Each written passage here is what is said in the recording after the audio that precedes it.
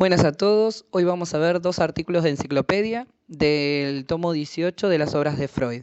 Él empieza a explicar cómo es que surge el psicoanálisis. Primero va a decir que en 1880 Breuer empieza a trabajar con una paciente histérica que tenía síntomas como parálisis motora, trastornos de la conciencia, inhibiciones, y empieza a practicar con ella, Breuer, la hipnosis. A partir de la hipnosis, él logra que ella pueda trabajar estos síntomas y hacer consciente esto que le estaba pasando y logra paliar esos síntomas, encontrar respuesta y poder de algún modo curarla, ¿no? Este método de hipnosis, Breuer no lo vuelve a trabajar por muchos años. De hecho, no continúa profundizando el trabajo de la hipnosis, sino hasta 1886, cuando Freud vuelve a Viena, después de haber trabajado en la clínica de Charcot, e insiste a Breuer para trabajar el mecanismo de hipnosis. Empiezan ambos, Freud y Breuer, a trabajar la hipnosis en pacientes y en 1893 realizan el escrito sobre el mecanismo psíquico de los fenómenos histéricos. Continúan con este tratamiento de la hipnosis y en 1895 realizan el libro Estudios sobre la histeria, donde empiezan a hablar de este método catártico. En este método catártico, lo que hace, siempre trabajando con pacientes histéricos, recuerden esto, lo que ellos descubren a través de la catarsis es el hecho de que en los histéricos los síntomas tienen un sentido. Y ese sentido y esa razón de ser tienen un significado. ¿Qué es lo que significa? Es lo que va a tener que descubrir el psicoanálisis a través de esta catarsis. Pero lo que sí están convencidos es que el significado que tiene y que le da sentido a este síntoma es un sustituto, es algo no dicho, es algo no puesto en palabras. Y ellos le tienen que encontrar sentido al síntoma. Cuando ellos logran encontrarle sentido al síntoma, es cuando el síntoma desaparece, cuando hay cancelación de síntoma. Al continuar analizando a los pacientes histéricos, descubre Freud que los síntomas histéricos deben su origen al hecho de un proceso psíquico cargado de intenso afecto que ve impedida su descarga por el camino normal. Este factor afectivo hace y responde, según Freud, a un trauma psíquico. Ellos lo llaman trauma psíquico. Entonces, el afecto, al ser estrangulado, precisa descargar. Entonces lo que utiliza es una vía falsa. A esa vía falsa, a esa conversión, se va a transformar en el histérico en síntoma. Con el paso del tiempo, Freud y Breuer empiezan a tener diferencias irreconciliables.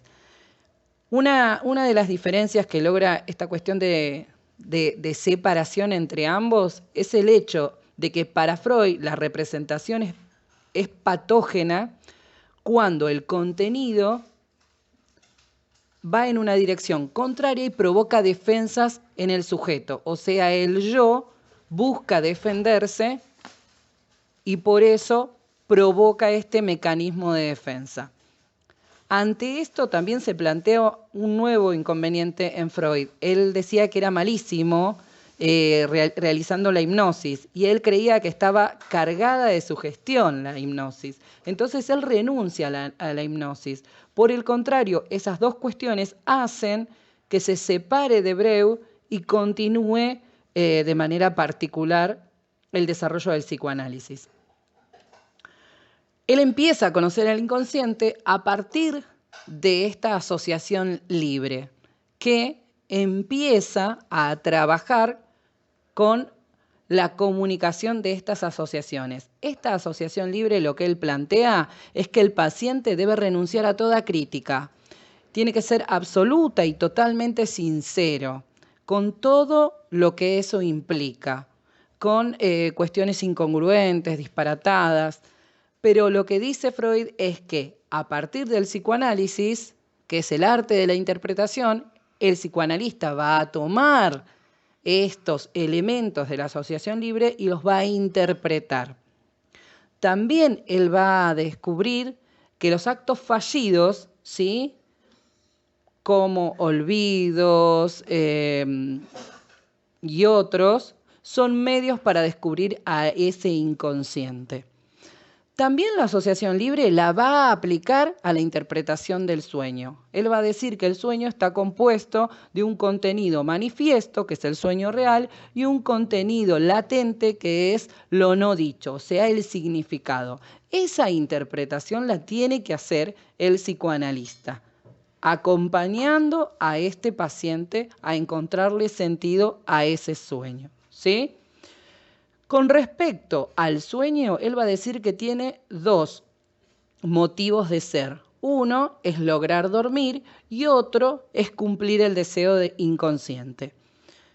Él también va a decir que con respecto a la sexualidad, va a decir que la vida sexual del sujeto es la raíz de la formación de síntomas, o sea, una vida sexual que haya tenido inconvenientes en su desarrollo psicosocial va a ser la raíz de la formación de síntomas.